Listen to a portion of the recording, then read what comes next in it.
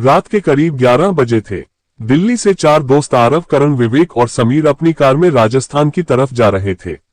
चारों ने तय किया था कि इस बार छुट्टियों में किसी ऐसी जगह जाएंगे जहां लोग जाने से डरते हों। रास्ते में लगातार बारिश हो रही थी। हाईवे लगभग सुनसान था। कार के रेडियो में अचानक अजीब आवाजें आने लगी। समीर ने रेडियो बंद कर दिया, लेकिन उसके बाद भी कार के अंदर किसी के फुसफुसाने जैसी आवाज सुनाई देती रही।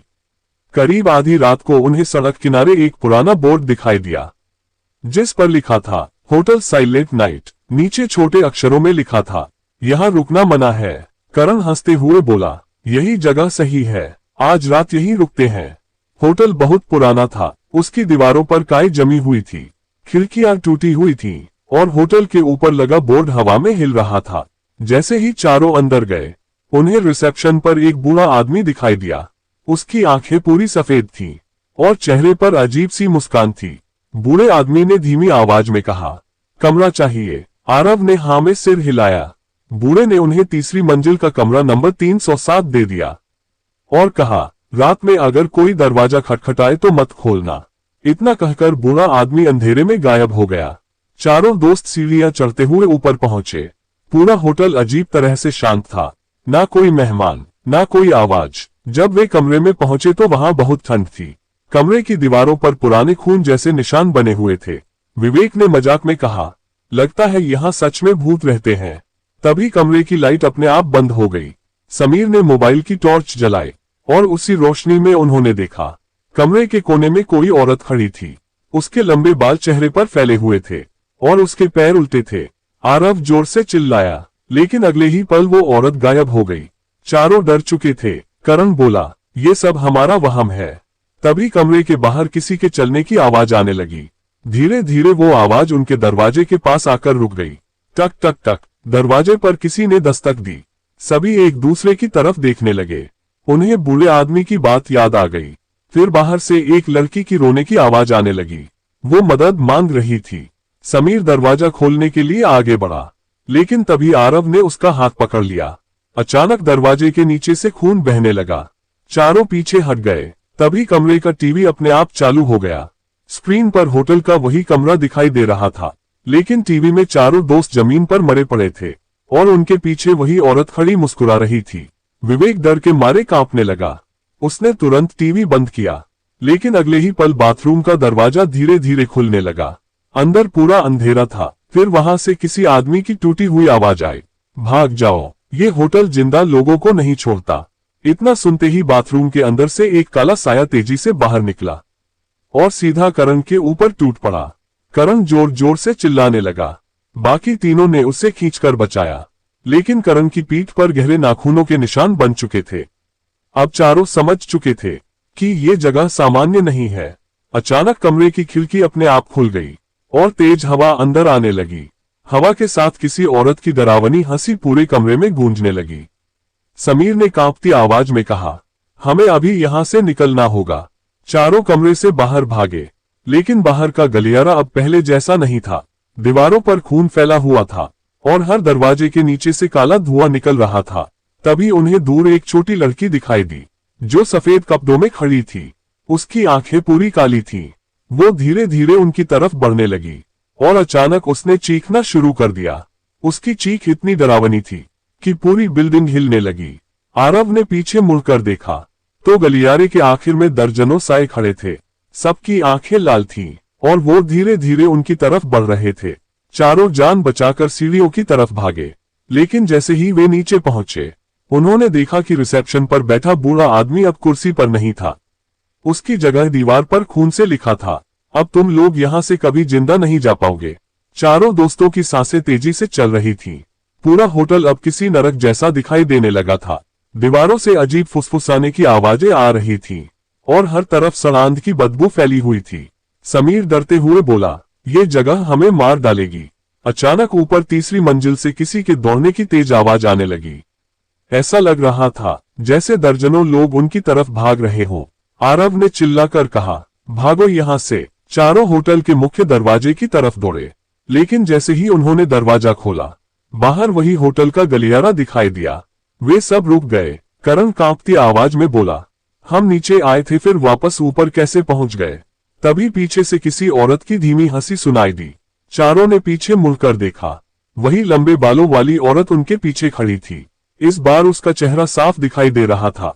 उसकी आंखें पूरी तरह जली हुई थीं। चेहरे की चमड़ी जगह जगह से फटी हुई थी और उसके मुंह से काला खून टपक रहा था। विवेक डर के मारे जमीन पर गिर पड़ा। औरत धीरे धीरे उसकी तरफ बढ़ने लगी। तभी अचानक होटल की सारी लाइट जलने बुझने लगी।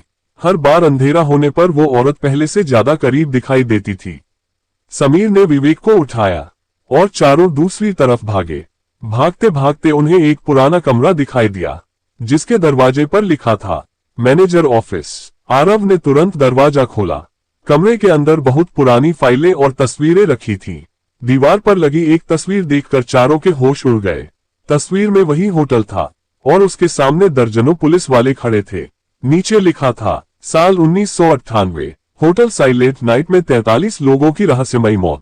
करण कांपती आवाज में बोला, मतलब यहाँ पहले भी लोग मारे जा चुके हैं। तभी समीर को एक पुरानी डायरी मिली। उसने डायरी खोलकर पढ़ना शुरू किया। इस होटल की मालकिन निशा नाम की एक औरत थी। लोग कहते थे कि वो काला जादू करती थी। एक रात होटल में भयानक आग लगी और उसमें कई लोग जिंदा जल गए, लेकिन निशा की लाश कभी नहीं मिली। जैसे ही समीर ने आखिरी लाइन पढ़ी, कमरे के बाहर किसी ने जोर से दरवाजा पीटना शुरू कर दिया। धड़ धड़ धड़ पूरा दरवाजा हिलने लगा। फिर बाहर से एक भारी आवाज आई, डायरी वापस रख दो। विवेक रोते हुए बोला, ये सब हमारे साथ क्यों हो रहा है? तभी कमरे के अंदर रखी सारी तस्वीरें अपने आप जमीन पर गिर गईं। एक तस्वीर सीधी आरव के पैरों के पास आकर रुकी।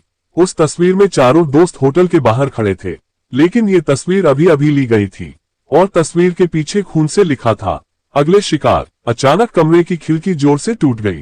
कांच के टुकड़े चारों तरफ उड़ गए और उसी अंधेरे में किसी ने करण का पैर पकड़ लिया। करण चीखता हुआ नीचे गिर पड़ा। बाकी तीनों उसे खींचने लगे, लेकिन अंधेरे में मौजूद वो चीज करण को अंदर घसीट रही थी। करण दर्द से चिल्ला रहा था, बचाओ मुझे। अचानक उसकी चीख एकदम बंद हो गई। कुछ सेकंड तक पूरा कमरा शांत रहा। फिर अंधेरे में से हड्डियां टूटने की आवाज आने लगी। चर्रा चर्रा। समीर डर के मारे कांपने लगा। तभी अंधेरे से करण बाहर निकला, लेकिन अब उसकी आंखें पूरी काली हो चुकी थीं। उसके चेहरे पर खून लगा था और वो अजीब मुस्कान के साथ अपने दोस्तों को घूर रहा था। आरव धीरे से बोला, करण। लेकिन अगले ही पल करण ने इंसानों जैसी नहीं बल्कि किसी जानवर जैसी डरावनी चीख मारी और बिजली की तेजी से विवेक के ऊपर टूट पड़ा। विवेक जोर से चीखा। करण उसके ऊपर जानवरों की तरह हमला कर रहा था। उसके नाखून अब इंसानों जैसे नहीं रहे थे, वे लंबे और काले हो चुके थे। आरव और समीर ने किसी तरह करण को पीछे खींचा, लेकिन करण की ताकत अब पहले से कई गुना ज्यादा हो चुकी थी। उसने समीर को जोर से दीवार पर फेंक दिया। समीर का सिर दीवार से टकराया और उसके माथे से खून बहने लगा। करण की आंखों में अब सिर्फ पागलपन दिखाई दे रहा था। वो धीमी आवाज में बोला, अब कोई नहीं बचेगा। इतना कहकर वो फिर अंधेरे में गायब हो गया। पूरा कमरा डरावनी खामोशी से भर गया। विवेक कांपते हुए बोला, करण अब इंसान नहीं रहा। अचानक होटल के स्पीकर अपने आप चालू हो गए। उनमें से एक औरत की आवाज गूंजने लगी, तुम सब यहाँ मरने आए हो। तभी पूरे होटल में किसी बच्चे के रोने की आवाज फैल गई। आवाज इतनी दर्दनाक थी कि चारों तरफ का माहौल और डरावना हो गया। आरव ने हिम्मत करके ऑफिस की दूसरी अलमारी खोली। अंदर उसे एक पुराना नक्शा मिला। नक्शे में होटल के नीचे एक गुप्त तहखाना बना हुआ था और उस जगह पर लाल स्याही से लिखा था, यहीं से सब शुरू हुआ था। समीर ने कांपती आवाज में कहा, हमें वहां जाना होगा, शायद वहीं से बाहर निकलने का रास्ता मिले। तीनों धीरे धीरे कमरे से बाहर निकले। गलियारे में अब पहले से ज्यादा अंधेरा था। दीवारों पर अजीब साए रेंगते हुए दिखाई दे रहे थे, जैसे कोई चीज दीवारों के अंदर चल रही हो। तभी पीछे से किसी ने फुसफुसाकर कहा, मदद करो। तीनों ने मुड़कर देखा। गलियारे के कोने में एक आदमी खड़ा था। उसके कपड़े फटे हुए थे और चेहरा बुरी तरह जला हुआ था। वो धीरे धीरे उनकी तरफ आया और बोला, मैं यहाँ 5 साल पहले फंसा था। आरव ने डरते हुए पूछा, तुम जिंदा कैसे हो? वो आदमी हंसने लगा। उसकी हंसी सुनकर तीनों के रोंगटे खड़े हो गए। फिर उसने कहा, मैं जिंदा नहीं हूँ। इतना बोलते ही उसका शरीर धीरे धीरे जलने लगा। उसकी आंखों से खून निकलने लगा और कुछ सेकंड में वो राख बनकर जमीन पर गिर गया। समीर डर के मारे पीछे हट गया। तभी होटल की सारी लाइट एक साथ बंद हो गई। पूरा होटल अंधेरे में डूब गया। फिर ऊपर से किसी भारी चीज के घसीटने की आवाज आने लगी। घ्रोरा घ्रोरा, ऐसा लग रहा था जैसे कोई लाश जमीन पर घसीटी जा रही हो। अचानक अंधेरे में दो लाल आंखें चमकी और उसी पल करण फिर दिखाई दिया, लेकिन इस बार उसका पूरा शरीर टेढ़ा मेढ़ा हो चुका था। उसके मुंह से काला धुआं निकल रहा था और उसकी गर्दन इंसानों की तरह सीधी नहीं थी, वो उल्टी दिशा में मुड़ी हुई थी। विवेक डर के मारे रोने लगा। करण धीरे धीरे उनकी तरफ बढ़ते हुए बोला, निशा तुम सबका इंतजार कर रही है। इतना कहते ही होटल की दीवारें जोर जोर से कांपने लगी और जमीन पर दरारें बनने लगी।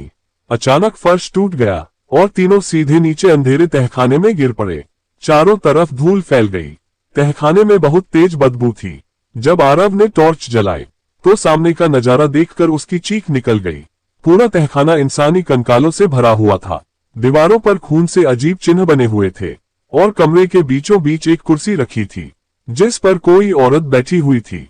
उसके लंबे बाल जमीन तक फैले हुए थे और वो धीरे धीरे अपना सिर उनकी तरफ घुमा रही थी। तहखाने की हवा इतनी ठंडी थी कि तीनों की सांसें जमने लगी। वो औरत धीरे धीरे कुर्सी से उठी। उसके बाल जमीन पर घिसट रहे थे और उसके पैरों की हड्डियां टूटने जैसी आवाज कर रही थी। आरव ने कांपती आवाज में पूछा, तुम कौन हो? औरत ने अपना चेहरा ऊपर उठाया। उसका आधा चेहरा पूरी तरह जला हुआ था और आंखों की जगह सिर्फ काला अंधेरा दिखाई दे रहा था। वो धीमी आवाज में बोली, मैं निशा हूँ। इतना सुनते ही समीर के हाथ से टॉर्च गिर गई। पूरा तहखाना फिर अंधेरे में डूब गया। तभी चारों तरफ से फुसफुसाने की आवाजें आने लगी। हमें यहाँ से निकालो, हमें बचाओ, हम मरना नहीं चाहते थे। विवेक डर के मारे अपने कान बंद करने लगा। अचानक जमीन पर पड़े कंकाल हिलने लगे। उनकी हड्डियां अपने आप जुड़ने लगी और कुछ ही सेकंड में दर्जनों काले साए खड़े हो गए। उनकी आंखें लाल जल रही थीं। निशा जोर से हंसने लगी। उसकी हंसी पूरे तहखाने में गूंजने लगी। फिर उसने कहा, ये सब मेरे मेहमान हैं, अब तुम भी हमेशा यही रहोगे। इतना कहते ही सारे साए तीनों की तरफ दौड़ पड़े।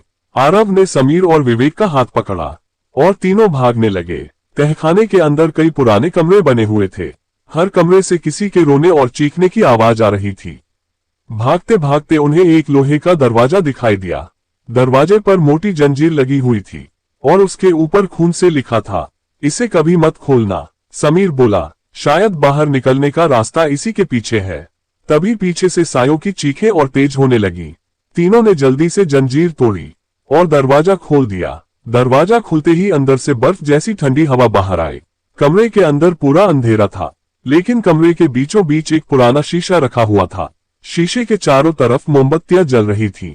आरव धीरे धीरे शीशे के पास गया और जैसे ही उसने शीशे में देखा, उसकी चीख निकल गई। शीशे में उसका चेहरा नहीं था, बल्कि उसमें चारों दोस्त जले हुए दिखाई दे रहे थे और उनके पीछे निशा खड़ी मुस्कुरा रही थी।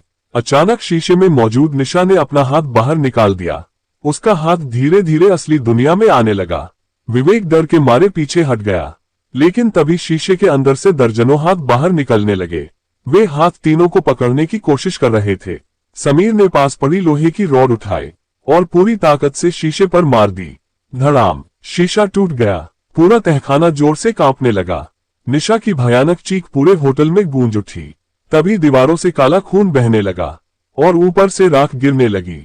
आरव ने चिल्लाकर कहा, भागो। तीनों तेजी से बाहर भागे, लेकिन जैसे ही वे तहखाने के बाहर पहुंचे, उन्होंने देखा पूरा होटल अब आग में जल रहा था।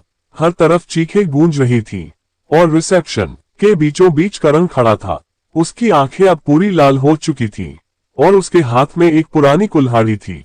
वो धीरे धीरे मुस्कुराते हुए बोला, अब कोई बाहर नहीं जाएगा। पूरा होटल आग की लपटों में घिर चुका था। छत से जलती हुई लकड़ियां नीचे गिर रही थीं। हर तरफ धुआं फैल चुका था।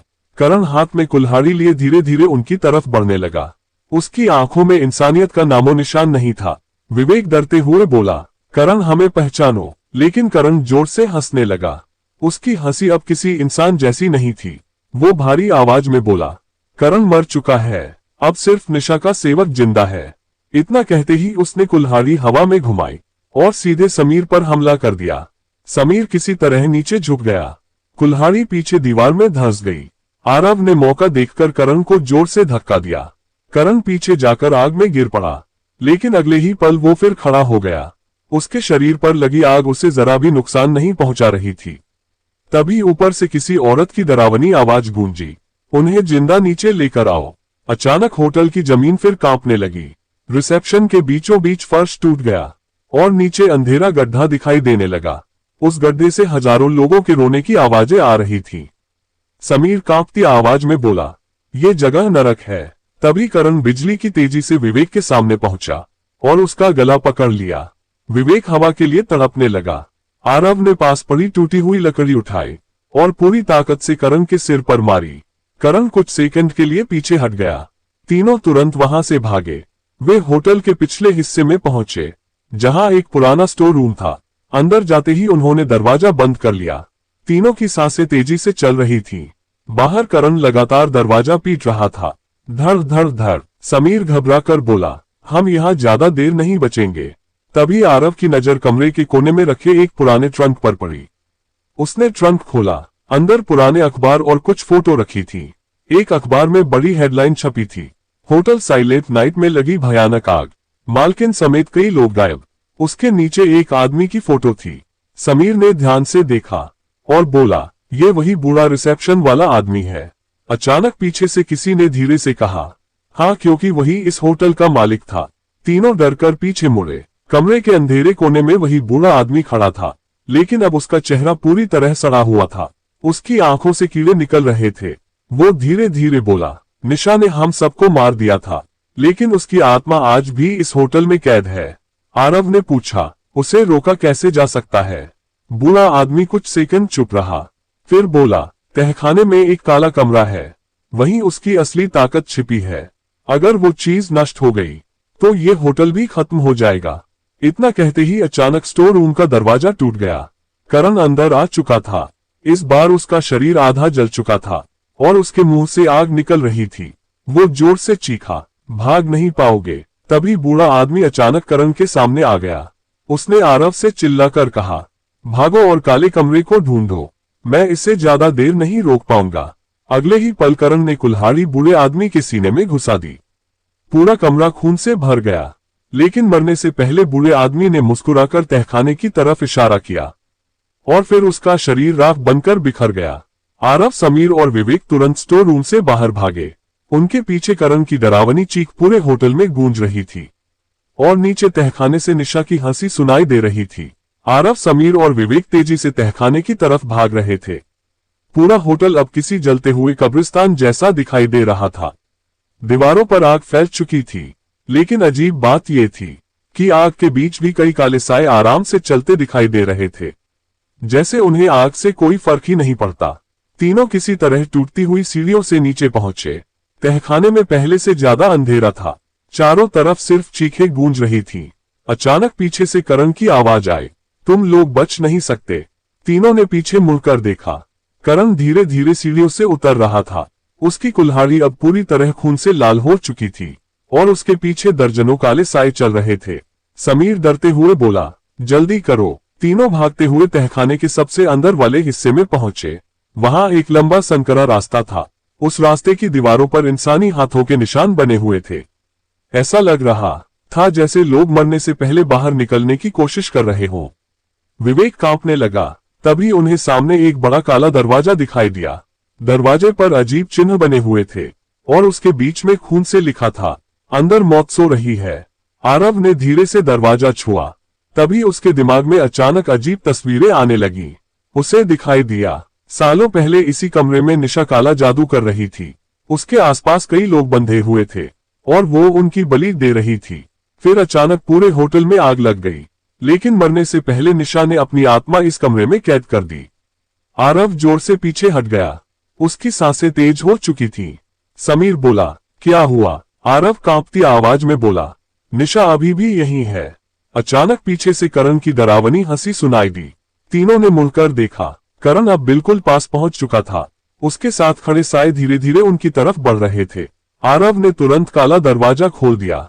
दरवाजा खुलते ही अंदर से भयानक ठंडी हवा बाहर आई। कमरे के अंदर हजारों मोमबत्तियां जल रही थीं। बीच में एक बड़ा काला ताबूत रखा था और उसके चारों तरफ इंसानी खोपड़ियां रखी थीं। तभी कमरे का दरवाजा अपने आप बंद हो गया। बाहर करण जोर जोर से दरवाजा पीटने लगा। लेकिन इस बार वो अंदर नहीं आ पा रहा था। अचानक कमरे के बीच रखा ताबूत धीरे धीरे हिलने लगा। चर्र, उसका ढक्कन अपने आप खुलने लगा। विवेक डर के मारे पीछे हट गया।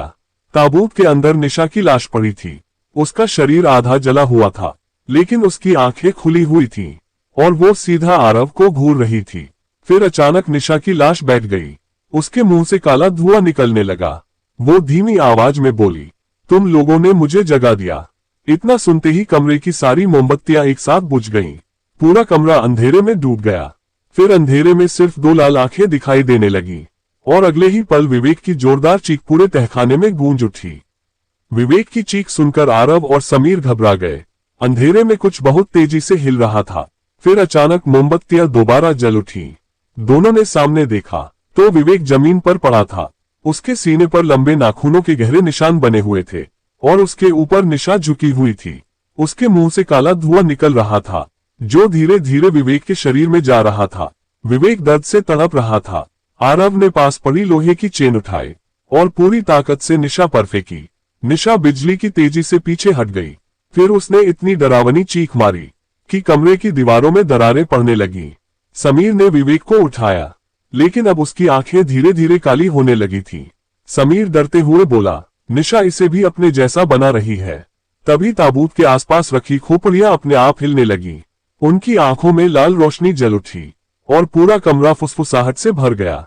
हमेशा के लिए यही रहो, हमेशा के लिए यही रहो।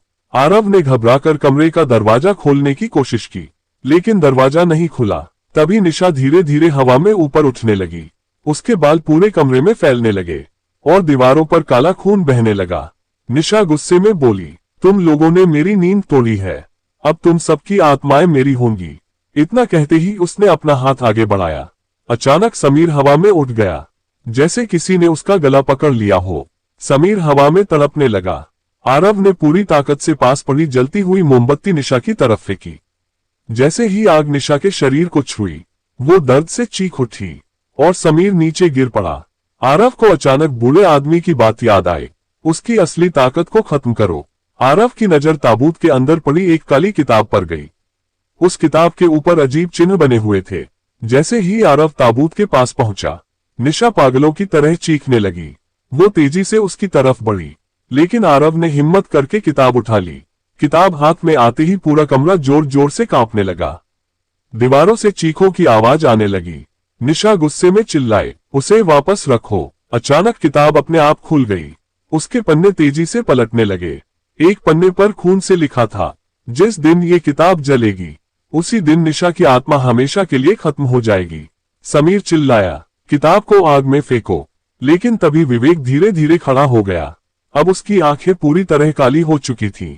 उसके चेहरे पर डरावनी मुस्कान थी। वो भारी आवाज में बोला, कोई भी इस किताब को नहीं जलाएगा। इतना कहते ही उसने आरव का गला पकड़ लिया और उसे दीवार पर जोर से दे मारा। किताब उसके हाथ से छूटकर जमीन पर गिर गई। उसी पल कमरे की सारी मोमबत्तियां फिर बुझ गईं और अंधेरे में सिर्फ निशा की डरावनी हंसी गूंजने लगी। पूरा कमरा अंधेरे में डूब चुका था। आरव जमीन पर पड़ा दर्द से कराह रहा था। समीर घबराकर इधर उधर देखने लगा, लेकिन उसे कुछ दिखाई नहीं दे रहा था। अचानक अंधेरे में दो लाल आंखें चमकी। फिर विवेक की भारी आवाज गूंजी, अब तुम लोग भी हमारे साथ रहोगे। अगले ही पल विवेक ने समीर पर हमला कर दिया। दोनों जमीन पर गिर पड़े। समीर खुद को बचाने की कोशिश कर रहा था, लेकिन विवेक की ताकत अब इंसानों जैसी नहीं रही थी। आरव ने जल्दी से जमीन पर गिरी काली किताब उठाई। तभी उसके हाथ में रखी टॉर्च अचानक जल उठी। उसकी रोशनी सीधे कमरे के कोने में पड़ी।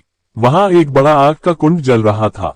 आरव समझ गया, यही मौका है। वो किताब लेकर आग की तरफ भागा, लेकिन तभी निशा उसके सामने आ गई। उसका चेहरा अब पहले से ज्यादा डरावना हो चुका था। उसकी आंखों से काला खून बह रहा था और उसका मुंह असामान्य रूप से बड़ा हो चुका था। वो जोर से चीखी, अगर किताब जली तो तुम सब भी मर जाओगे। आरव कुछ सेकंड के लिए रुक गया। तभी पीछे से समीर दर्द में चिल्लाया, आरव खत्म कर इसे। आरव ने हिम्मत जुटाई और पूरी ताकत से किताब आग में फेंक दी। जैसे ही किताब आग में गिरी, पूरा तहखाना जोर से कांपने लगा। दीवारों पर बनी दरारें तेजी से फैलने लगी। निशा दर्द से भयानक चीखें मारने लगी। उसका शरीर धीरे धीरे जलने लगा। कमरे में मौजूद सारी खोपड़ियां टूटने लगी और चारों तरफ काले साए हवा में गायब होने लगे। तभी अचानक करण अंदर आ गया। उसकी आंखें अब आग की तरह जल रही थीं। वो गुस्से में चिल्लाया, तुमने सब खत्म कर दिया। इतना कहते ही उसने कुल्हाड़ी उठाई और आरव की तरफ दौड़ा, लेकिन उसी पल छत का बड़ा हिस्सा टूटकर नीचे गिर पड़ा। करण उसके नीचे दब गया। उसकी डरावनी चीख पूरे होटल में गूंज उठी। समीर तुरंत आरव के पास भागा। दोनों ने देखा, विवेक जमीन पर पड़ा था। उसकी आंखें अब सामान्य हो चुकी थीं। वो कमजोर आवाज में बोला, मुझे यहां से बाहर ले चलो। पूरा तहखाना अब टूट रहा था। हर तरफ आग फैल चुकी थी। आरव और समीर ने विवेक को सहारा दिया और तीनों बाहर की तरफ भागने लगे। पीछे निशा की आखिरी चीखें गूंज रही थीं। पूरा होटल हिल रहा था। सीढ़ियां टूट रही थीं और दीवारें गिर रही थीं। किसी तरह तीनों होटल के मुख्य दरवाजे तक पहुंचे। जैसे ही वे बाहर निकले, पूरा होटल जोरदार धमाके के साथ ढह गया। आग की ऊंची लपटें आसमान तक उठ गईं। तीनों सड़क पर गिर पड़े। उनकी सांसें तेजी से चल रही थीं। कुछ देर बाद सब शांत हो गया। होटल अब सिर्फ जलता हुआ मलबा बन चुका था। समीर ने कांपती आवाज में कहा, सब खत्म हो गया। लेकिन तभी आरव की नजर सड़क के दूसरी तरफ पड़ी। अंधेरे में वही बूढ़ा रिसेप्शन वाला आदमी खड़ा था। वो धीरे धीरे मुस्कुरा रहा था और उसके पीछे निशा की जली हुई परछाई दिखाई दे रही थी। अगले ही पल दोनों अंधेरे में गायब हो गए। आरव के चेहरे पर डर साफ दिखाई दे रहा था, क्योंकि वो समझ चुका था कहानी अभी खत्म नहीं हुई थी। होटल के मलबे से अब भी धुआं निकल रहा था। आरव, समीर और विवेक सड़क किनारे बैठे कांप रहे थे। तीनों को लग रहा था कि अब सब खत्म हो चुका है, लेकिन आरव के दिमाग में बार बार वही बूढ़ा आदमी और निशा की परछाई घूम रही थी। अचानक दूर से पुलिस की गाड़ियों की आवाज सुनाई दी। कुछ ही देर में कई पुलिस वाले वहां पहुंच गए। एक इंस्पेक्टर ने तीनों से पूछा, यहाँ क्या हुआ है? लेकिन तीनों के पास कोई जवाब नहीं था। वे सिर्फ टूटे हुए होटल की तरफ देखते रहे। पुलिस वालों ने मलबे की जांच शुरू की। तभी एक सिपाही जोर से चिल्लाया, सर, यहाँ कोई जिंदा है। सब लोग मलबे की तरफ भागे। पत्थरों और जली हुई लकड़ियों के नीचे कोई दबा हुआ था। जब पुलिस वालों ने उसे बाहर निकाला तो तीनों के होश उड़ गए। वो करण था, लेकिन सबसे डरावनी बात यह थी कि उसका शरीर बुरी तरह जलने के बाद भी वो जिंदा था। उसकी आंखें बंद थीं, लेकिन उसके होठों पर हल्की मुस्कान थी।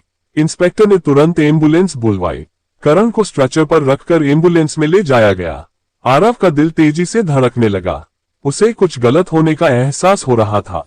तभी उसने देखा, करण की उंगलियां धीरे धीरे हिल रही थीं और उसके मुंह से बहुत धीमी आवाज निकली, निशा अभी जिंदा है। आरव डर के मारे पीछे हट गया। अगली सुबह तीनों को पास के अस्पताल में ले जाया गया। डॉक्टरों ने कहा कि वे सदमे में हैं, लेकिन असली डर अभी बाकी था।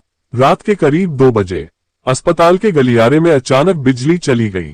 पूरा अस्पताल अंधेरे में डूब गया। फिर कहीं दूर से किसी औरत की हंसी सुनाई दी। समीर घबराकर उठ बैठा। उसने देखा, उसके कमरे का दरवाजा धीरे धीरे खुल रहा था। बाहर गलियारे में कोई खड़ा था। लंबे बाल, सफेद कपड़े और काली आंखें। समीर की चीख निकल गई। वो तुरंत आरव और विवेक के कमरे की तरफ भागा, लेकिन गलियारे में पहुंचते ही उसके कदम रुक गए। पूरा गलियारा खून से भरा हुआ था। दीवारों पर हाथों के निशान बने थे और अस्पताल के सारे मरीज गायब थे। अचानक पीछे से स्ट्रेचर घसीटने की आवाज आई। घरोरा घरोरा। समीर धीरे धीरे पीछे मुड़ा। अंधेरे में एक स्ट्रेचर अपने आप उसकी तरफ आ रहा था। उस स्ट्रेचर पर सफेद चादर से ढकी लाश पड़ी थी। जैसे ही स्ट्रेचर उसके सामने रुका, चादर अपने आप नीचे गिर गई। समीर की आंखें डर से फैल गईं, क्योंकि उस स्ट्रेचर पर करण पड़ा था, लेकिन उसका शरीर अब पूरी तरह काला हो चुका था और उसकी छाती के अंदर कुछ हिल रहा था। अचानक करण की आंखें खुल गईं। वो सीधे बैठ गया और डरावनी मुस्कान के साथ बोला, निशा को नया शरीर मिल गया है। इतना कहते ही उसके पेट को अंदर से किसी ने फाड़ दिया और उसके शरीर के अंदर से काला धुआं बाहर निकलने लगा। वो धुआं तेजी से हवा में फैल गया। फिर धीरे धीरे उसने एक औरत का आकार लेना शुरू कर दिया। समीर डर के मारे पीछे हटता गया। काला धुआं अब पूरी तरह निशा का रूप ले चुका था। वो हवा में तैरते हुए बोली, अब कोई मुझे रोक नहीं सकता। अचानक अस्पताल के सारे दरवाजे अपने आप बंद हो गए और हर कमरे से लोगों की चीखें आने लगी। पूरा अस्पताल चीखों से गूंज उठा। समीर डर के मारे पीछे हटता गया। निशा हवा में तैर रही थी। उसकी आंखें आग की तरह जल रही थीं। अचानक अस्पताल की सारी लाइट लाल रंग में बदल गई। गलियारे की दीवारों पर खून बहने लगा। समीर भागता हुआ आरव और विवेक के कमरे में पहुंचा।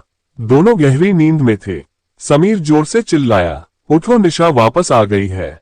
आरव और विवेक घबराकर उठ बैठे। तभी कमरे का टीवी अपने आप चालू हो गया। स्क्रीन पर अस्पताल का सीसीटीवी दिखाई देने लगा, लेकिन उसमें जो दिख रहा था उसे देखकर तीनों की सांसें रुक गईं। पूरा अस्पताल खाली था, हर जगह सिर्फ लाशें पड़ी थीं, और उन लाशों के बीच निशा धीरे धीरे चल रही थी। अचानक टीवी स्क्रीन के अंदर मौजूद निशा रुक गई। उसने सीधा कैमरे की तरफ देखा, फिर मुस्कुराने लगी। अगले ही पल टीवी फट गया। कमरे में कांच के टुकड़े फैल गए। तभी बाहर से किसी बच्चे के रोने की आवाज आई। विवेक कांपती आवाज में बोला, ये आवाज कहां से आ रही है? समीर ने धीरे से दरवाजा खोला। गलियारे में एक छोटी लड़की खड़ी थी। उसके हाथ में पुरानी गुड़िया थी और उसकी आंखों से खून बह रहा था। वो धीमी आवाज में बोली, वो नीचे इंतजार कर रही है। इतना कहकर लड़की गायब हो गई। आरव ने डरते हुए कहा, हमें यहां से निकलना होगा। तीनों जल्दी जल्दी सीढ़ियों की तरफ भागे, लेकिन नीचे पहुंचते ही वे रुक गए। अस्पताल का मुख्य दरवाजा गायब था। उसकी जगह एक लंबा अंधेरा गलियारा दिखाई दे रहा था। गलियारे के आखिर में एक बड़ा लोहे का दरवाजा था और उसके ऊपर वही चिन्ह बना था जो होटल के काले कमरे पर था। समीर घबराकर बोला, ये फिर से शुरू हो गया। अचानक पीछे से व्हीलचेयर चलने की आवाज आने लगी। टक टक टक। तीनों धीरे धीरे पीछे मुड़े। अंधेरे गलियारे में एक बूढ़ी औरत व्हीलचेयर पर बैठी थी। उसका चेहरा पूरी तरह जला हुआ था और उसकी गर्दन असामान्य तरीके से टेढ़ी थी। वो धीरे धीरे उनकी तरफ बढ़ रही थी। तभी उसने अपना सिर ऊपर उठाया और तीनों की चीख निकल गई, क्योंकि वो बूढ़ी औरत कोई और नहीं बल्कि होटल का पुराना रिसेप्शन वाला आदमी था। लेकिन अब उसका शरीर आधा औरत और आधा आदमी बन चुका था। वो भारी आवाज में बोला, निशा अब पहले से ज्यादा ताकतवर हो चुकी है। आरव कांपते हुए बोला, तुम आखिर हो कौन? वो हंसने लगा, फिर बोला, मैं उसका पहला शिकार था। उसने मेरी आत्मा को कभी आजाद नहीं होने दिया। अगर तुम लोग इसे खत्म करना चाहते हो तो तुम्हें उस दरवाजे के पीछे जाना होगा।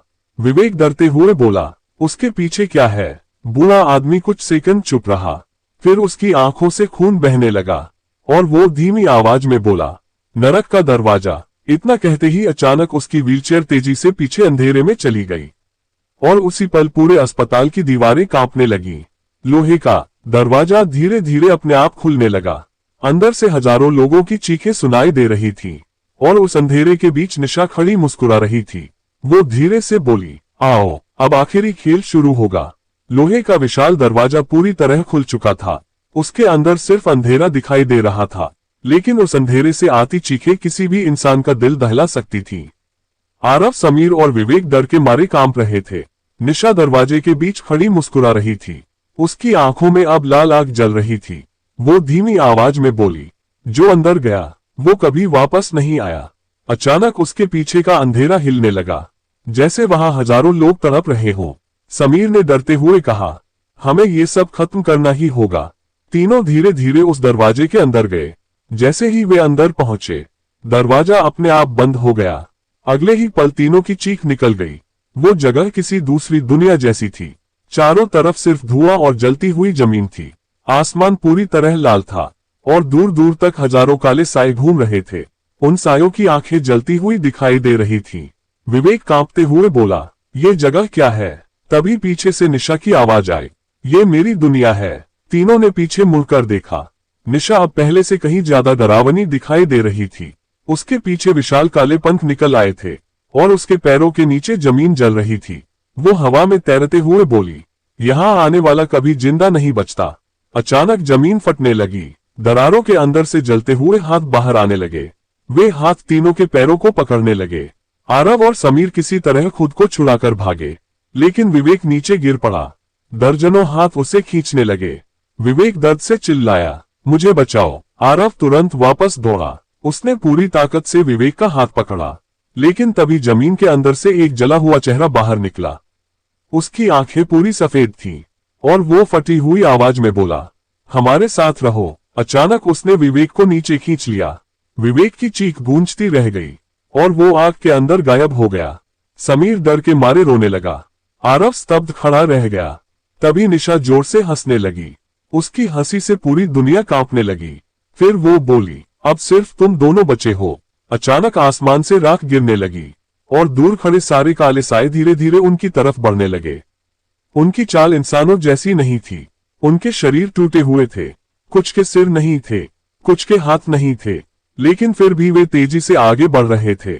समीर कांपती आवाज में बोला, आरव भागो। दोनों पूरी ताकत से दौड़ने लगे। भागते भागते उन्हें सामने एक बहुत बड़ा मंदिर दिखाई दिया, लेकिन वो मंदिर पूरी तरह काला था। उसके दरवाजे पर इंसानी खोपड़ियां टंगी थीं और उसके ऊपर खून से लिखा था, आत्माओं का द्वार। तभी अचानक मंदिर का दरवाजा अपने आप खुल गया। अंदर से सफेद रोशनी बाहर आई और उसी रोशनी में एक बूढ़ा साधु दिखाई दिया। उसकी आंखें बंद थीं और हाथ में त्रिशूल था। उसने जोर से कहा, अगर जिंदा रहना चाहते हो तो जल्दी अंदर आओ। आरव और समीर बिना समय गंवाए मंदिर के अंदर भागे। जैसे ही वे अंदर पहुंचे, मंदिर का विशाल दरवाजा अपने आप बंद हो गया। बाहर हजारों सायों की डरावनी चीखें गूंजने लगी। पूरा मंदिर कांप रहा था, लेकिन अंदर अजीब सी शांति थी। दीवारों पर पुराने मंत्र लिखे हुए थे और बीच में एक बड़ा अग्निकुंड जल रहा था। वही बूढ़ा साधु अग्निकुंड के सामने बैठा था। उसकी लंबी सफेद दाढ़ी जमीन तक पहुंच रही थी। उसने धीरे से आंखें खोली। उसकी आंखों में तेज चमक रही थी। साधु बोला, मैं वर्षों से निशा का इंतजार कर रहा था।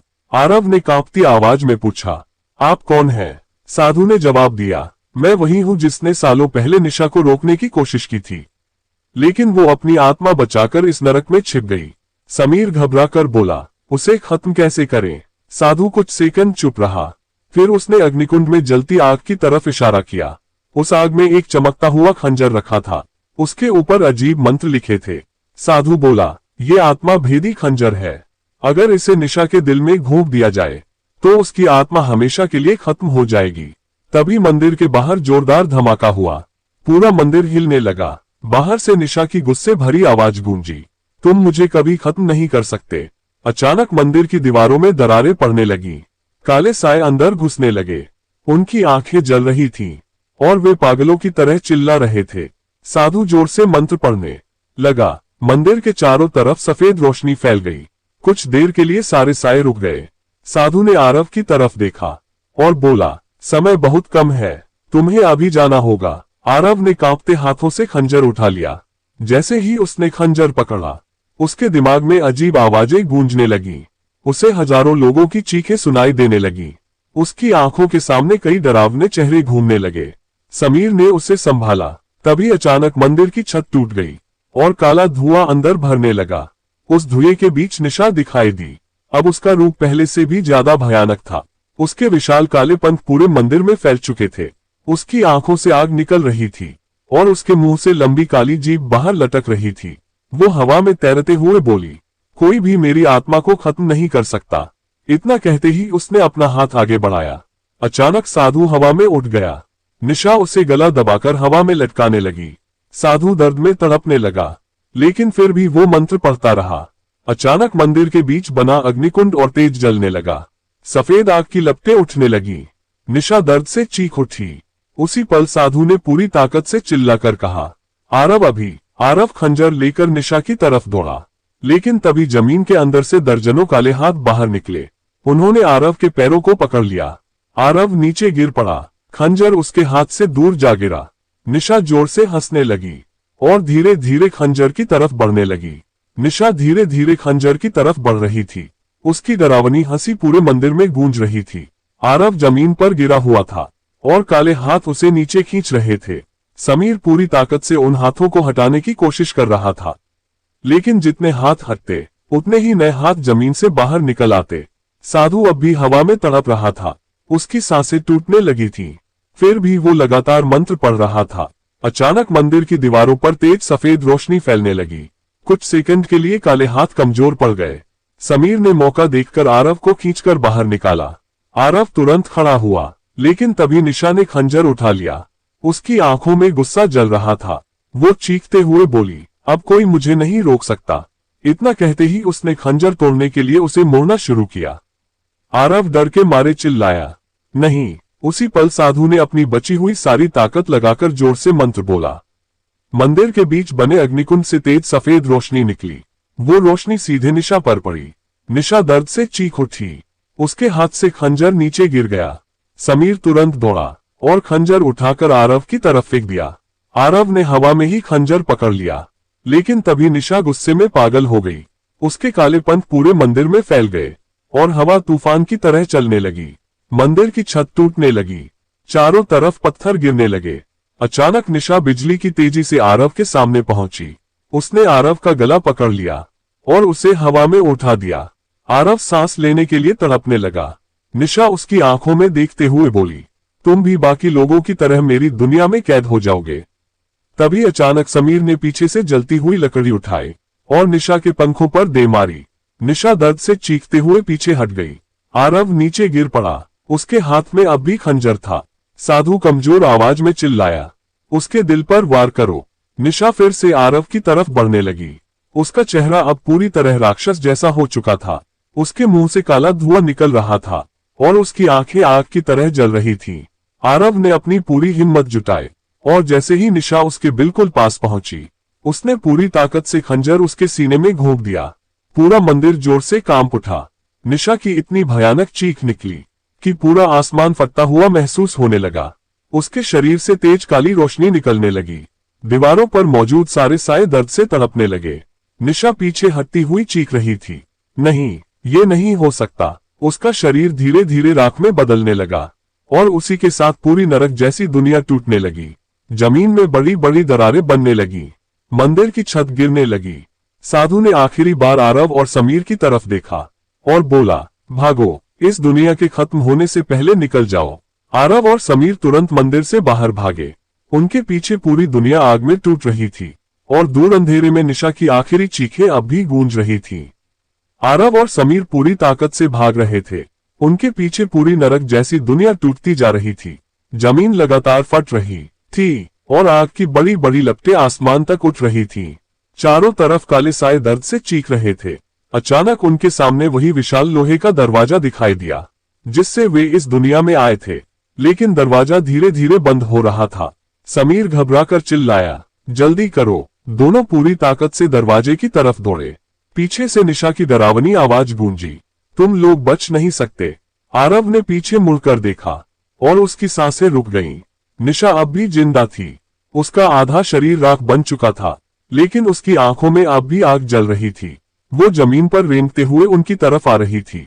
उसके पीछे हजारों काले साए भी तेजी से बढ़ रहे थे। समीर डर के मारे कांपने लगा। दरवाजा अब लगभग बंद हो चुका था। आरव ने पूरी ताकत से समीर को आगे धक्का दिया। समीर दरवाजे के बाहर निकल गया, लेकिन उसी पल जमीन फट गई। आरव का पैर दरार में फंस गया। वो नीचे गिर पड़ा। निशा तेजी से उसकी तरफ बढ़ने लगी। आरव ने पूरी ताकत लगाकर खुद को छुड़ाने की कोशिश की, लेकिन दरार लगातार बड़ी होती जा रही थी। समीर वापस उसकी तरफ दौड़ा। उसने आरव का हाथ पकड़ लिया। दोनों पूरी ताकत से कोशिश करने लगे। पीछे निशा अब बिल्कुल पास पहुंच चुकी थी। उसका जला हुआ हाथ धीरे धीरे आरव की तरफ बढ़ रहा था। वो डरावनी आवाज में बोली, तुम कभी नहीं बचोगे। अचानक आरव को जमीन पर वही टूटा हुआ खंजर दिखाई दिया। उसने जल्दी से खंजर उठाया और पूरी ताकत से निशा की तरफ फेंक दिया। खंजर सीधे निशा के माथे में जाकर धंस गया। निशा की भयानक चीख पूरे नरक में गूंज उठी। उसका शरीर तेजी से जलने लगा। उसी पल दरार भी टूट गई। समीर ने पूरी ताकत से आरव को बाहर खींच लिया। दोनों लोहे के दरवाजे के बाहर गिर पड़े। अगले ही पल विशाल दरवाजा जोरदार धमाके के साथ बंद हो गया। पूरा अस्पताल हिलने लगा। गलियारे की लाल लाइटें बंद हो गईं और सब कुछ अचानक शांत हो गया। आरव और समीर जमीन पर पड़े हौंफ रहे थे। धीरे धीरे अस्पताल की सामान्य लाइटें वापस जल गईं। दूर से लोगों की आवाजें आने लगीं। डॉक्टर और नर्सें भागते हुए उनकी तरफ आ रहे थे, जैसे कुछ हुआ ही ना हो। एक डॉक्टर घबराकर बोला, तुम दोनों यहाँ कैसे पहुंचे? समीर ने चारों तरफ देखा। पूरा अस्पताल अब बिल्कुल सामान्य दिखाई दे रहा था। ना खून, ना साए, ना कोई डरावनी आवाज। आरव धीरे से बोला, क्या सच में सब खत्म हो गया? तभी उसकी नजर गलियारे के आखिर में पड़ी। वहां एक छोटी लड़की खड़ी थी। वही लड़की जिसके हाथ में गुड़िया थी। इस बार उसकी आंखें सामान्य थीं। वो हल्का सा मुस्कुराई और धीरे से बोली, धन्यवाद। इतना कहकर वो धीरे धीरे हवा में गायब हो गई। आरव और समीर एक दूसरे को देखते रह गए। दोनों समझ चुके थे कि उन्होंने सिर्फ खुद को नहीं, बल्कि हजारों फंसी हुई आत्माओं को भी आजाद कर दिया था। अस्पताल में सब कुछ अब सामान्य दिखाई दे रहा था, लेकिन आरव और समीर के दिल में डर अभी भी बाकी था। दोनों को यकीन नहीं हो रहा था कि वे सच में उस भयानक दुनिया से वापस लौट आए हैं। कुछ दिनों बाद दोनों अस्पताल से छुट्टी लेकर दिल्ली वापस आ गए। उन्होंने तय किया कि अब कभी उस रात का जिक्र नहीं करेंगे, लेकिन कई बार इंसान जितना अंधेरे से दूर भागता है, अंधेरा उतना ही उसके पीछे आता है।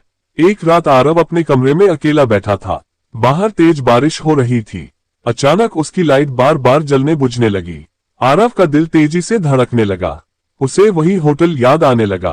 तभी उसके मोबाइल पर एक अनजान नंबर से मैसेज आया। मैसेज में सिर्फ एक फोटो थी। आरव के हाथ कांपने लगे, क्योंकि फोटो में वही होटल साइलेंट नाइट दिखाई दे रहा था। लेकिन सबसे डरावनी बात यह थी, होटल पूरी तरह सही सलामत खड़ा था, जैसे वो कभी जला ही ना हो। आरव डर के मारे पीछे हट गया। तभी दूसरा मैसेज आया, कमरा नंबर 307 तुम्हारा इंतजार कर रहा है। आरव की सांसें रुक गईं। उसी पल उसके कमरे का दरवाजा धीरे धीरे अपने आप खुलने लगा। टक टक टक, कोई बाहर खड़ा था। आरव हिम्मत करके धीरे धीरे दरवाजे के पास गया। उसने दरवाजा खोला। बाहर कोई नहीं था, लेकिन जमीन पर एक पुरानी होटल की चाबी पड़ी थी। उस चाबी पर लिखा था 307। अचानक पूरे कमरे का तापमान बहुत ठंडा हो गया। आरव ने कांपते हुए पीछे मुड़कर देखा। उसके कमरे की दीवार पर पानी की बूंदों से कुछ लिखा बन रहा था। मैं वापस आ चुकी हूँ। इतना पढ़ते ही आरव की चीख निकल गई। तभी उसके पीछे किसी औरत की धीमी हंसी सुनाई दी। आरव धीरे धीरे पीछे मुड़ा और उसकी आंखें डर से फैल गईं। कमरे के अंधेरे कोने में निशा खड़ी थी, लेकिन इस बार उसका चेहरा पहले जैसा भयानक नहीं था। वो बिल्कुल सामान्य लड़की जैसी दिखाई दे रही थी, सिर्फ उसकी आंखें पूरी काली थीं। वो मुस्कुराते हुए बोली, तुमने सोचा था कहानी खत्म हो गई। आरव पीछे हटने लगा, लेकिन तभी उसके कमरे की दीवारें धीरे धीरे बदलने लगीं। कुछ ही सेकंड में पूरा कमरा फिर उसी होटल के कमरे नंबर 307 में बदल गया। पुरानी टूटी दीवारें, खून के निशान और वही डरावनी बदबू। आरव की सांसें तेज हो गईं। तभी कमरे का टीवी अपने आप चालू हो गया। स्क्रीन पर समीर दिखाई दे रहा था। वो किसी अंधेरी जगह पर बंधा हुआ था और डर के मारे चिल्ला रहा था, आरव मुझे बचाओ। उसके पीछे अंधेरे में कई काले साए खड़े थे। निशा धीरे से हंसने लगी, फिर बोली, ये आखिरी खेल है। अगर तुम अपने दोस्त को बचाना चाहते हो तो वापस होटल आना होगा। इतना कहते ही टीवी बंद हो गया और अगले ही पल आरव खुद को फिर अपने सामान्य कमरे में खड़ा पाया।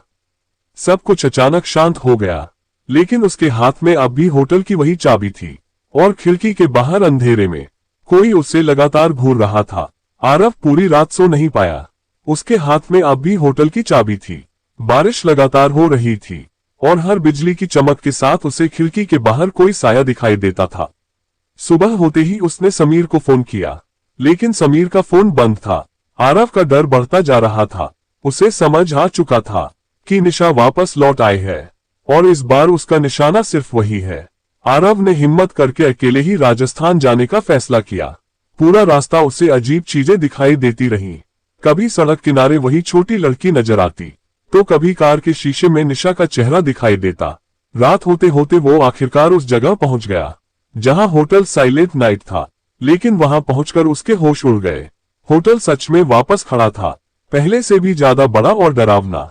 उसकी खिड़कियों में हल्की लाल रोशनी जल रही थी और बाहर वही बूढ़ा रिसेप्शन वाला आदमी खड़ा मुस्कुरा रहा था।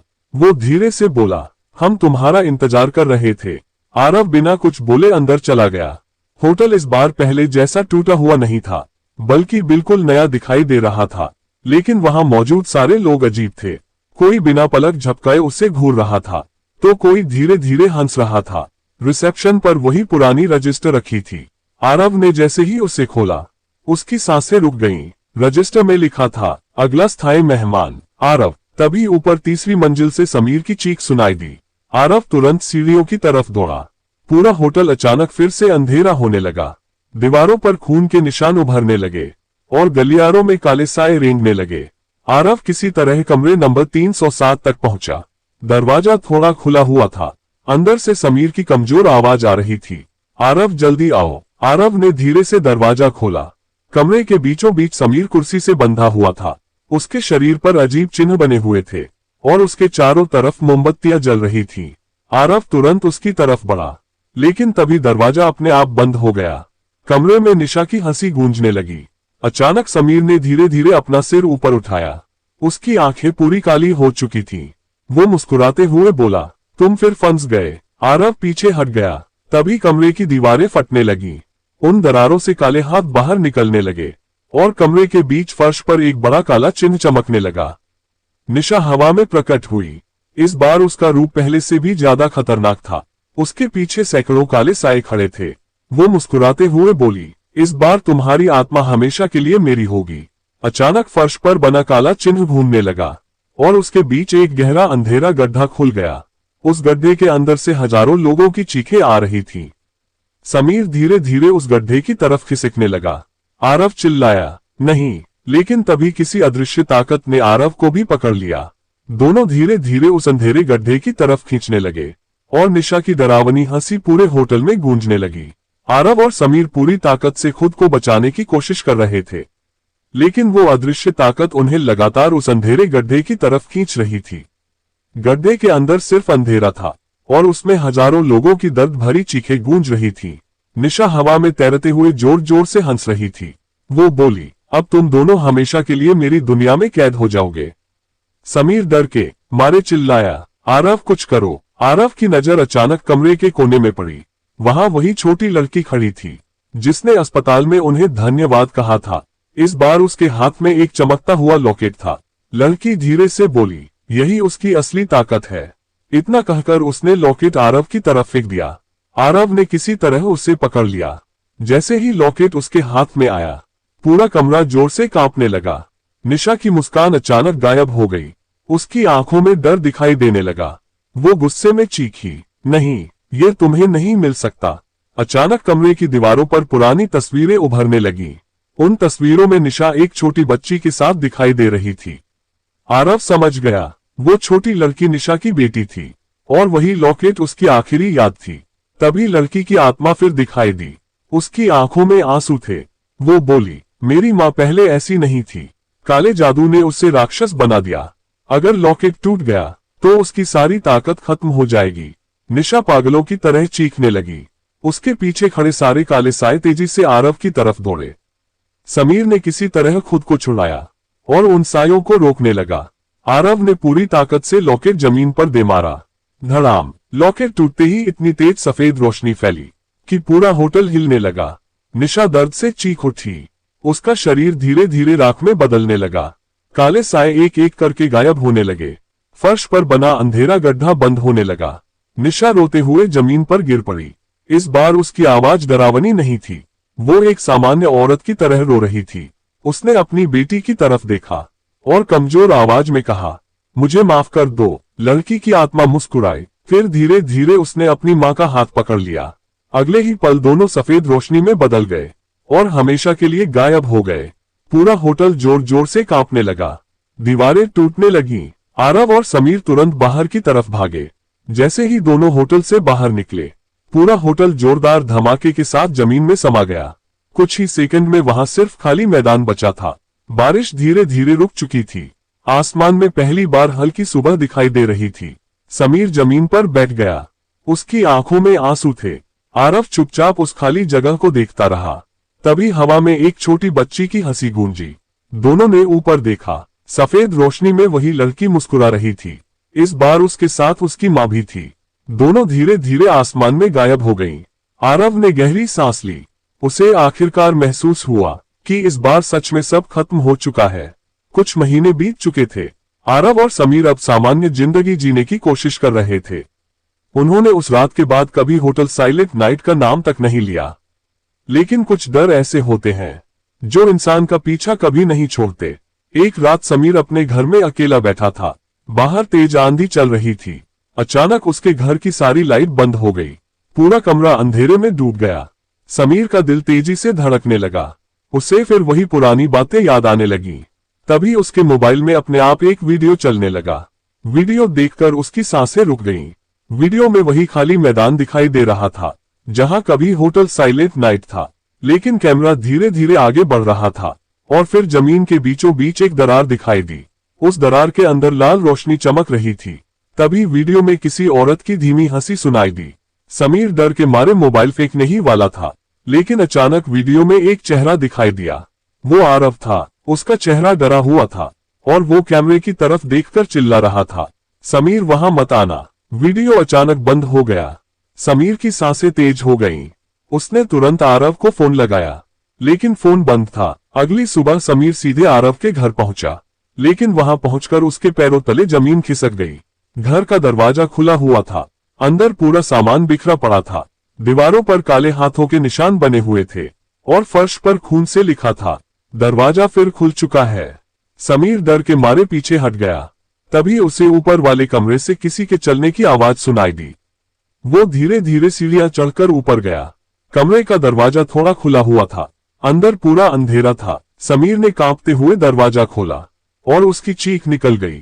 कमरे की दीवारों पर दर्जनों फोटो टंगी थी। हर फोटो में आरव दिखाई दे रहा था, लेकिन हर तस्वीर में उसके पीछे एक काला साया खड़ा था। कमरे के बीचों बीच एक पुराना नक्शा रखा था। उस नक्शे में भारत के अलग अलग हिस्सों पर लाल निशान बने हुए थे और हर निशान के पास एक ही नाम लिखा था, साइलेंट नाइट। समीर कांपने लगा। उसे समझ आ चुका था, होटल सिर्फ एक जगह नहीं था, वो एक श्राप था जो अलग अलग जगहों पर फिर से जन्म लेता रहता था। तभी अचानक कमरे की खिड़की अपने आप खुल गई। तेज हवा अंदर आने लगी और उसी हवा में किसी की फुसफुसाहट सुनाई दी, आखिरी दरवाजा अभी बाकी है। समीर धीरे धीरे पीछे मुड़ा और अंधेरे कोने में उसे आरव खड़ा दिखाई दिया, लेकिन उसकी आंखें पूरी काली थीं और उसके होठों पर डरावनी मुस्कान थी। वो धीमी आवाज में बोला, अब मेरी बारी है। अचानक पूरा कमरा अंधेरे में डूब गया और समीर की जोरदार चीख पूरे घर में गूंज उठी। पूरा घर अंधेरे में डूब चुका था। समीर डर के मारे पीछे हटने लगा। उसके सामने खड़ा आरव अब इंसान जैसा नहीं लग रहा था। उसकी आंखों में काला धुआं घूम रहा था और उसके चेहरे पर अजीब मुस्कान थी। समीर कांपती आवाज में बोला, आरव तुम्हारे साथ क्या हुआ? आरव धीरे धीरे उसकी तरफ बढ़ने लगा। वो भारी आवाज में बोला, दरवाजा फिर खुल चुका है और अब कोई इसे बंद नहीं कर पाएगा। अचानक कमरे की सारी तस्वीरें अपने आप जमीन पर गिर गईं। दीवारों पर काले साए रेंगने लगे। समीर तुरंत कमरे से बाहर भागा, लेकिन नीचे पहुंचते ही वो रुक गया। पूरा घर बदल चुका था। दीवारें सड़ चुकी थीं, छत से काला पानी टपक रहा था और घर के बीचों बीच वही पुराना होटल का रिसेप्शन दिखाई दे रहा था। रिसेप्शन पर घंटी अपने आप बजने लगी, टिन टिन टिन। तभी पीछे से बूढ़े रिसेप्शन वाले आदमी की आवाज आई, स्वागत है। समीर ने पीछे मुड़कर देखा। वही बूढ़ा आदमी अंधेरे में खड़ा मुस्कुरा रहा था, लेकिन इस बार उसकी आंखें पूरी काली थीं।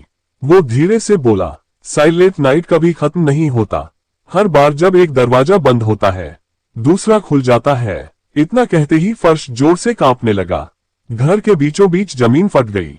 उस दरार के अंदर लाल आग जल रही थी और उसमें हजारों लोगों की चीखें गूंज रही थीं। समीर डर के मारे पीछे हट गया। तभी ऊपर से आरव की आवाज आई, समीर मेरी मदद करो। समीर ने ऊपर देखा। आरव सीढ़ियों पर खड़ा था। इस बार वो सामान्य दिखाई दे रहा था। उसकी आंखों में डर था। वो चिल्लाया, ये चीज मेरे अंदर आ चुकी है, इसे खत्म करो। समीर की आंखों में आंसू आ गए। तभी अचानक आरव दर्द से चीखने लगा। उसका शरीर अजीब तरीके से मुड़ने लगा।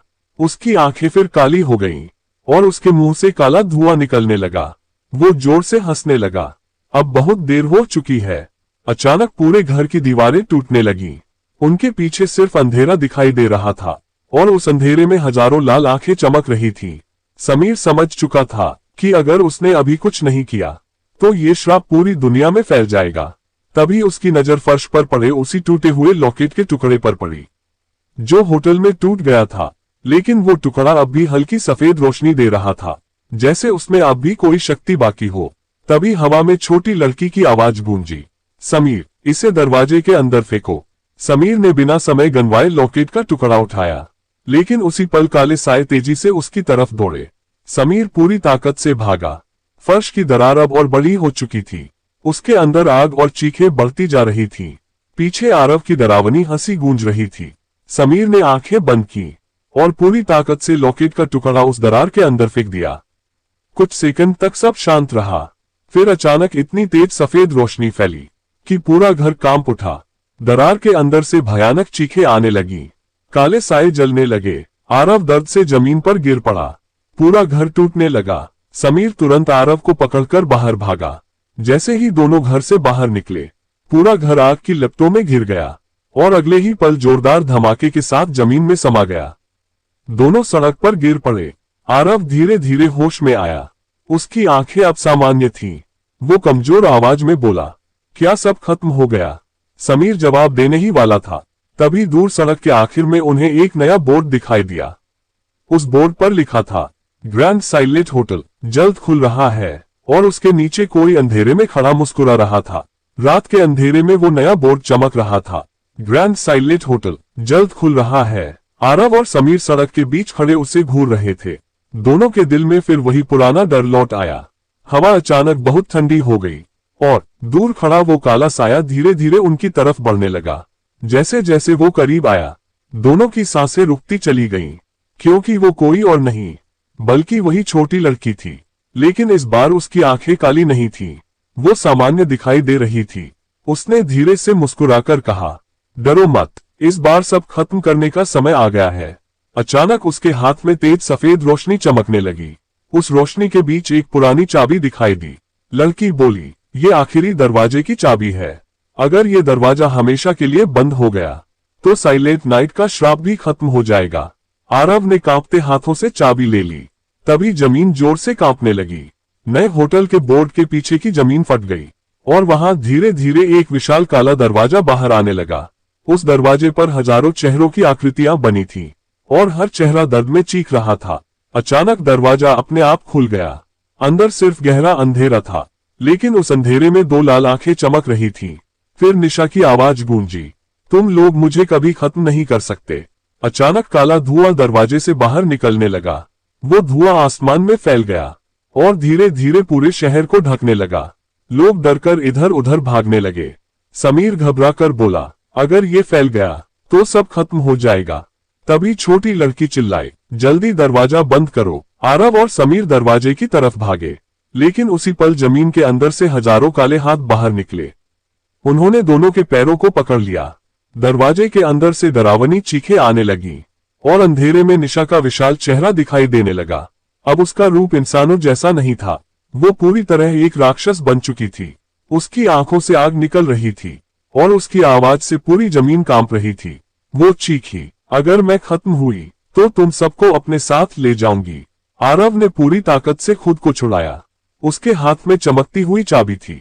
समीर काले हाथों से लड़ रहा था। छोटी लड़की की आत्मा धीरे धीरे हवा में गायब होने लगी। वो कमजोर आवाज में बोली, यही आखिरी मौका है। आरव पूरी ताकत से दरवाजे की तरफ दौड़ा। निशा का विशाल हाथ अंधेरे से बाहर निकला और उसे पकड़ने की कोशिश करने लगा, लेकिन आरव ने बिना रुके चाबी दरवाजे के बीच बने ताले में घुमा दी। टक! अचानक पूरा आसमान सफेद रोशनी से भर गया। निशा की इतनी भयानक चीख निकली कि पूरा शहर हिल गया। काले हाथ राख बनकर उड़ने लगे। अंधेरे का धुआं गायब होने लगा। विशाल दरवाजा धीरे धीरे बंद होने लगा। निशा आखिरी बार चीखी, नहीं, और अगले ही पल दरवाजा पूरी तरह बंद हो गया। पूरा माहौल अचानक शांत हो गया। हवा रुक गई, आसमान साफ हो गया और वो नया होटल वाला बोर्ड भी धीरे धीरे राख बनकर बिखर गया। आरव और समीर थके हुए सड़क पर बैठ गए। दोनों की आंखों में आंसू थे। तभी उनके सामने सफेद रोशनी दिखाई दी। उस रोशनी में वही छोटी लड़की खड़ी थी। इस बार उसके साथ उसकी माँ भी थी। दोनों मुस्कुरा रही थीं। निशा अब बिल्कुल सामान्य दिखाई दे रही थी। उसने धीमी आवाज में कहा, धन्यवाद। फिर माँ और बेटी दोनों धीरे धीरे रोशनी में गायब हो गईं। सूरज की पहली किरण आसमान में फैलने लगी। आरव ने गहरी सांस ली। इस बार सच में सब खत्म हो चुका था। साइलेंट नाइट का श्राप हमेशा के लिए खत्म हो गया था।